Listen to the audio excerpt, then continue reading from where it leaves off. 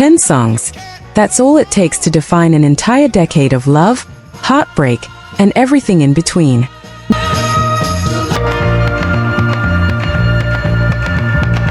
Not the loudest hits, not the ones that just charted highest, the ones that became permanent.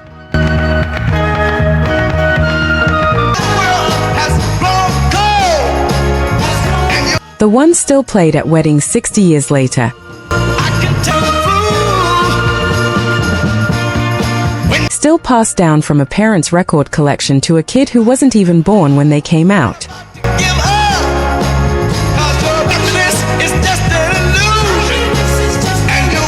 The 1960s produced more timeless R&B than almost any era before or since. But only a handful of songs actually earned the title classic in the truest sense, the kind that outlived the artists who made them. The kind that show up at every funeral and every first dance, decade after decade, without ever sounding dated. Tonight we're counting down the 10 that did exactly that. Stick around, because one of these songs almost got buried on the B-side of a single nobody believed in.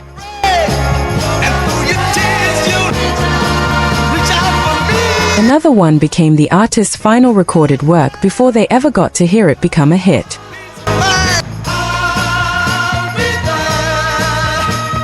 We'll get there. Let's start the count. If this brought back something real, that's exactly the kind of music we live in. Subscribe so you don't miss the next one. 10. Stand By Me, Ben E. King, 1961.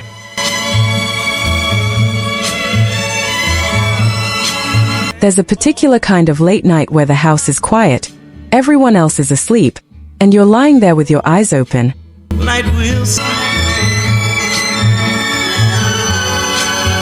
Thinking about someone who isn't in the room. That's the hour this song lives in. Not loud, not desperate, just steady, like a hand finding yours in the dark. A date and a place tell most of the story here.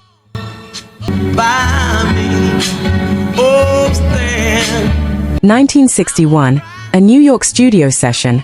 Ben King walking in with a melody he'd been carrying around in his head, half built from an old gospel hymn.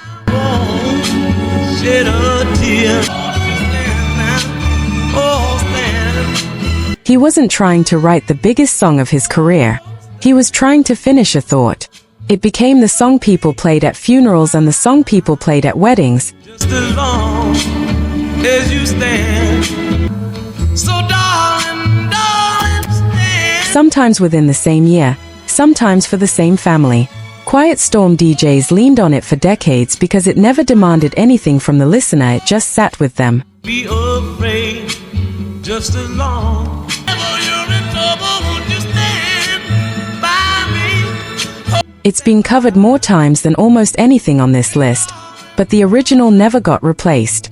Were you ever the one standing by someone? You stand by me. Oh, stand now. Even when you couldn't fix what was wrong.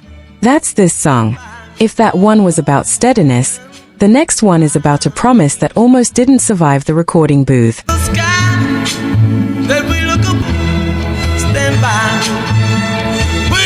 If even one of these took you back somewhere, you already know what to do. Comment which one. Stand by me. Stand by me. 9. A Change Is Gonna Come, Sam Cooke, 1964. Some songs were written to be sung at a party.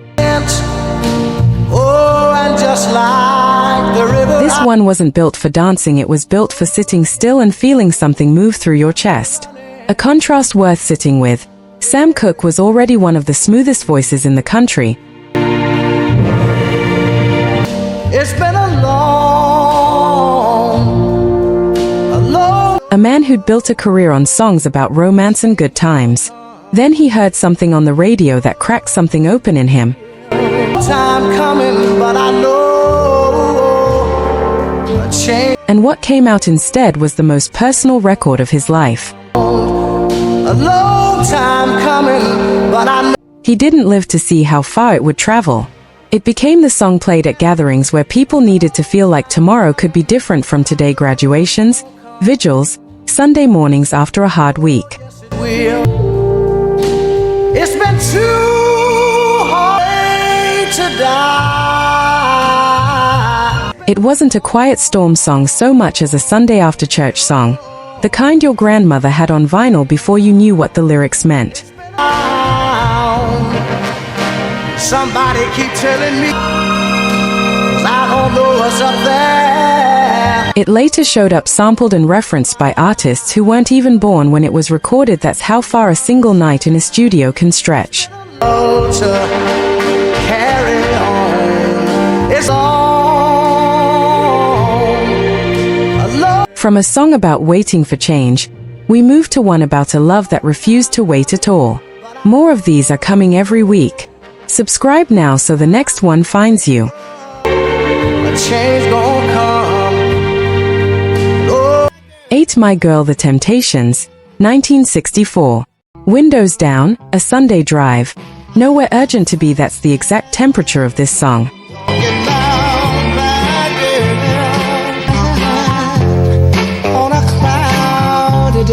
It doesn't ache.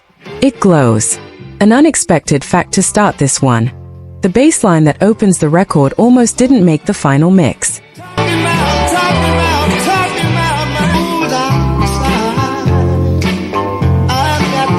Producers initially wanted a fuller arrangement up front, but the stripped-down bass and guitar intro is the part that made the song instantly recognizable from the very first note.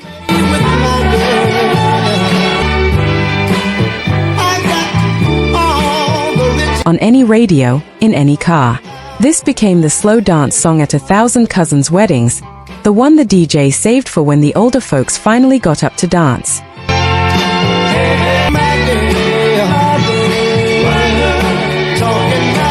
It wasn't about heartbreak or longing. It was one of the rare songs from this era that just let people feel good about being in love.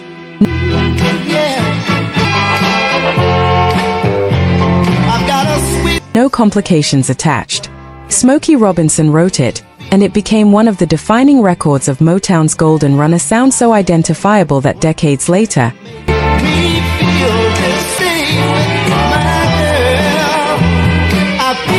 hearing the opening 4 notes still makes people smile before a single word is sung. While that one captured easy, sunlit love,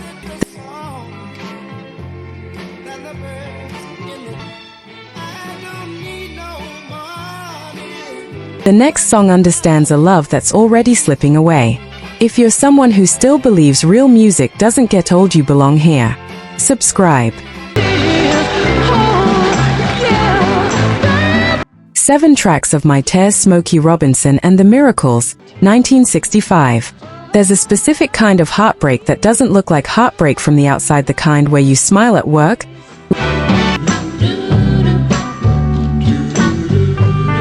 laugh with your friends, and nobody knows you cried yourself to sleep the night before.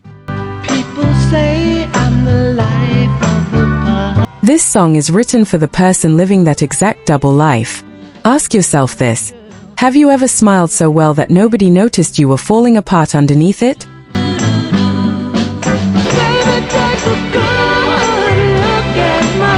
Smokey Robinson built an entire song around that idea, a face so practiced at hiding pain that only someone looking closely would catch the tears that had dried and left their mark. So take the permanent one. So take. It became a quiet storm essential almost instantly, the kind of record radio hosts reached for when they wanted to say something true without saying it outright. I might be laughing. Can you see my smile? Dedication shows played it constantly, somebody calling in at midnight, asking the DJ to send this one out to someone who didn't know how they really felt.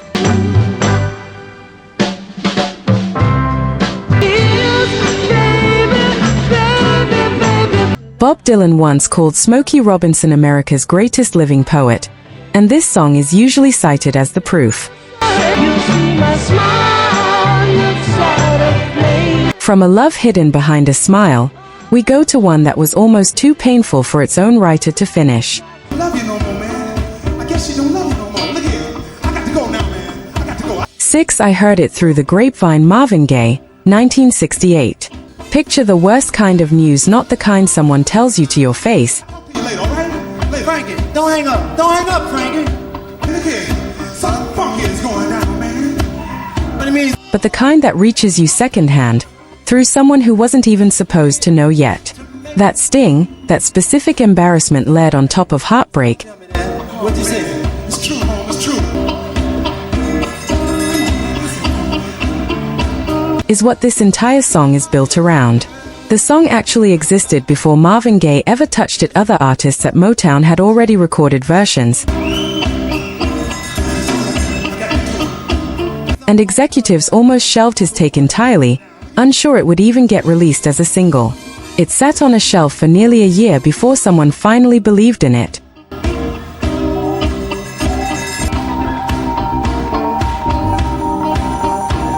Once it came out, it became one of the defining records of the label's history, the song people associate with finding out the truth the hard way about love, about betrayal, about something everybody else seemed to know before you did.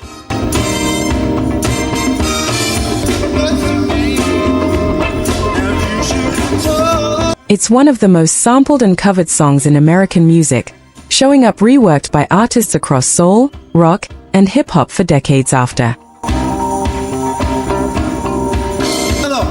Hello, Marvin. Yeah, who is this? Frankie, what's happening? Yeah, man. Where that song was about hearing painful news from someone else, the next one is about a love so devoted it didn't need anyone else's word for it. 5. Ain't No Mountain High Enough. Marvin Gaye and Tammy Terrell, 1967. There's a kind of love that doesn't ask if it's convenient. Keep me from getting to you, baby.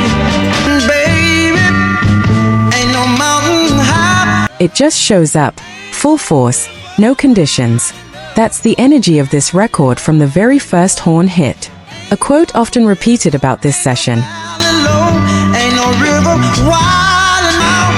I'll be there when you want me some way, somehow. Songwriters Ashford and Simpson said they wanted to write something that felt like devotion without limits, a love so certain it would cross any distance without hesitation. Just call my name, I'll be there I'll be there on the door as fast as I can. The pairing of Marvin Gaye and Tammy Terrell became one of the most beloved duets of the decade, their chemistry so natural that listeners genuinely believed they were a real couple. They weren't, but the song convinced an entire generation otherwise. No matter where you are, no matter how far. It became the song people used to declare something at proposals, at reunions, at any moment someone needed to say, "I would do anything to get to you." No wind, no rain. Oh, hurry, you don't have to worry, 'cause baby, there. Decades later it was reworked into a solo hit by Diana Ross, but the original duet version remains the one people return to for the rawest version of that promise. High enough, ain't no mountain high enough, ain't From devotion with no limits, we slow things all the way down for a song built on patience instead. to keep me from getting. Keep me from getting to you, babe. Don't you know that? 4. Sitting On, The Dock of the Bay. Otis Redding, 1967. Some songs are about chasing something. Sitting in the morning sun on the dock of the bay. This one is about finally sitting still and admitting you don't know what's next and being okay with that for a little while. A location grounds this one. The Frisco Bay. I'll be sitting when the evening comes. Otis Redding wrote much of it on a houseboat in California, watching ships come in and out, feeling far from home and unsure what direction his life was heading. Look like nothing's going. Just sitting on the dock of the bay. He recorded it just days before a plane crash took his life. He never got to hear it become a hit. Then I watch him roll away. It became the first posthumous single to ever reach #1 in the country, Loneliness won't leave me alone. A fact that turns every listen into something heavier than it first sounds. What plays like a relaxed I'm sitting again, yeah. I'm sitting. whistling daydream is actually a man's final recorded thoughts about feeling lost and waiting for clarity that never came in time. I left my home, babe, watching the tide. It's been covered by artists across rock, soul, and country. But no version captures the particular ache of the original, a song about stillness that became, tragically, the singer's last word. That stillness gives way next to a song that turned heartbreak into something you could dance through. Nothing to live for. 3 Cloud 9 The Temptations, 1968.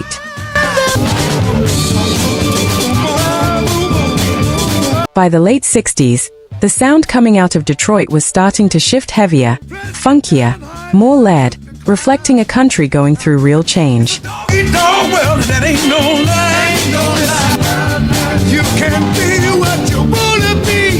This song was where the Temptations stepped fully into that new sound. An unexpected fact, this record won Motown its first ever Grammy Award. Born and raised in the slums of a city. We hardly had enough food or room. Marking a turning point not just for the group but for how seriously the genre was being taken outside the world of pop charts. It became a song people associated with escape, not romantic escape, You're a million miles from reality. but the kind of escape from hard circumstances, from a difficult home, from a world that felt too heavy. Give yourself a chance, son. Don't let life pass you by. Where most of this list lives in candlelight and slow dances, this one lives in motion, in release. It's still sampled and referenced in hip-hop production today. Needed something to ease my trouble, man. Proof that the sound Motown built in this era never really stopped evolving into new forms. From release and motion, we land somewhere far more intimate for the song many consider the emotional center of this entire era. 2 Try a Little Tenderness Otis Redding, 1966. But while she's there waiting, This one builds the way real emotion builds, quiet at first, almost held back, until it can't be contained anymore and the whole arrangement breaks open into something close to a shout. try a little. The song itself was decades old before Otis Redding ever touched it, originally a much gentler tune from years earlier. He took it apart and rebuilt it as something rawer, Might be a little bit something that sounded less like a polite suggestion and more like a plea. It became a staple of live soul performances because no recorded version could fully capture what happened when Redding performed it in person. Audiences have described entire rooms going silent,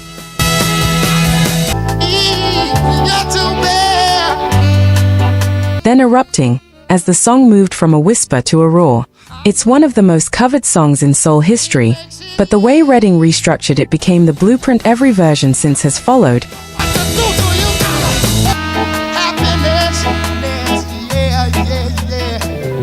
Whether the artist covering it knew that or not. From a quiet plea that grew into a roar, we close tonight with the song that, for many, defines the entire sound of this era. One Reach Out, I'll Be There, 4 Tops, 1966. There's a kind of love that doesn't wait to be asked.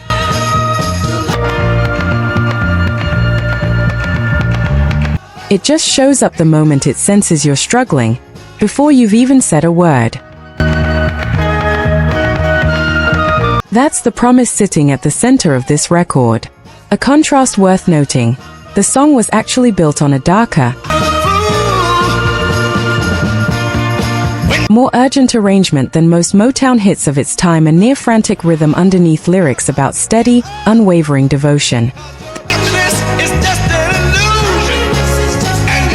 That tension between the music's urgency and the lyrics' calm certainty is part of what made it stick in people's memory so deeply.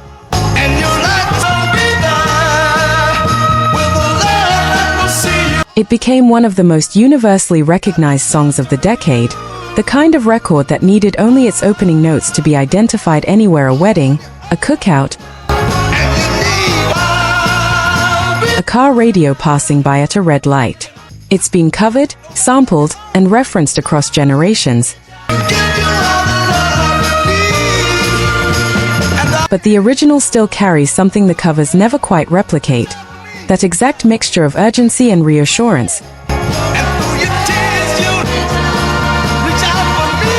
Like someone running toward you instead of waiting for you to come find them.